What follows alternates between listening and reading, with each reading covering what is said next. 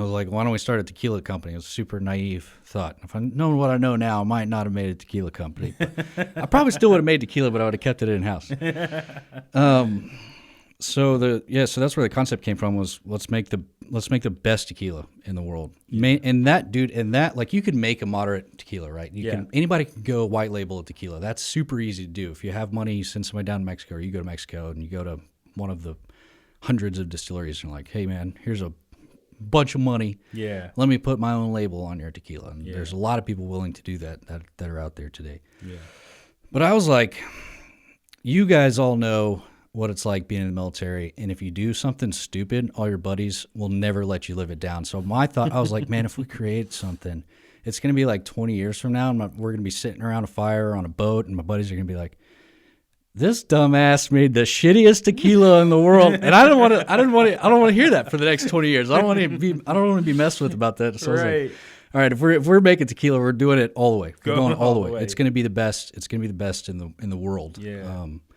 And knowing what I know now after working down on the agave farms and making tequila before this is you'll never make the best tequila in the world. I think tequila, like, once you get into the category of fine spirits, right? Mm-hmm. It's a lot like music is the best way I can think to describe it. Like, there's really, really good, beautiful music, right? Yeah. But it doesn't matter how good the song is.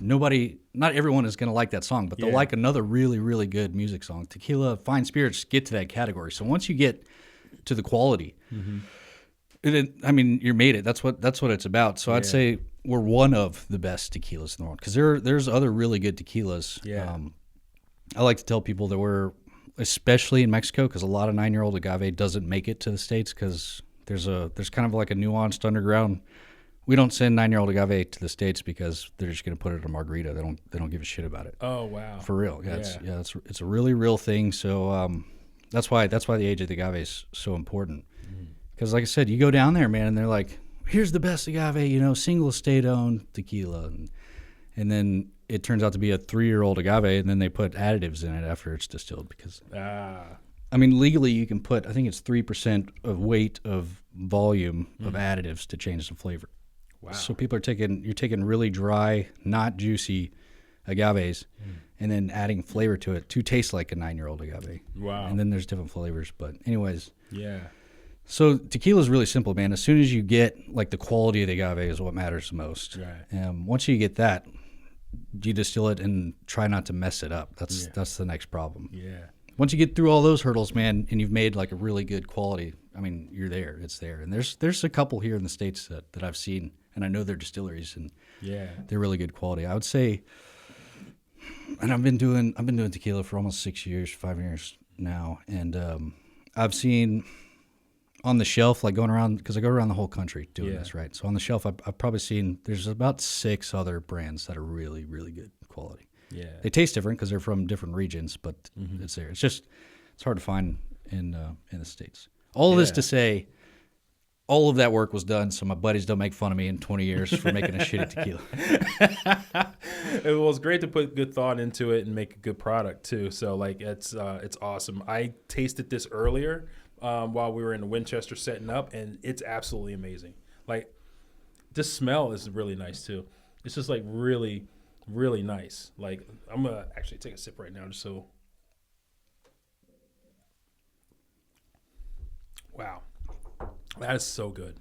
I really like that a lot. I don't drink that often, But when I do drink, I like a rum and I like tequila, and those are 2 of my favorites. And this is really, really good. And I hope we have some of these in the office already. You guys have cases now. Good. You guys have case. This will be my happy hour sip. Yeah. But this is delicious. Yeah. That's cool. You liked rum. I liked rum. I was a big rum guy before I started making tequila. It's actually super similar to the distillation process, because rum, is cane sugar. Like real agave, like a 9-year-old agave, the juice that comes out of it's like a honey. So you're essentially just distilling honey mixed with water and yeast. That's it. Yeah. No, that's delicious. That's delicious.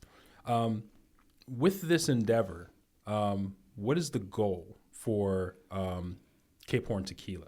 That's a good question, and it's Honestly, I mean, it's what motivates me because at the end of the day, I'm in sales, dude. Everybody hates the salesman. Everybody hates. They're like, oh, here comes this asshole on my door trying to sell me something. You know, so gotta have a good reason. And my like kind of dream and goal for Cape Horn Tequila is I'll know we're successful the day we get a call from one of our skippers on our boats for skeleton crew, and they're like, hey, we ripped a mainsail or we broke this block or this winch, and a mainsail costs $15,000 to $22,000.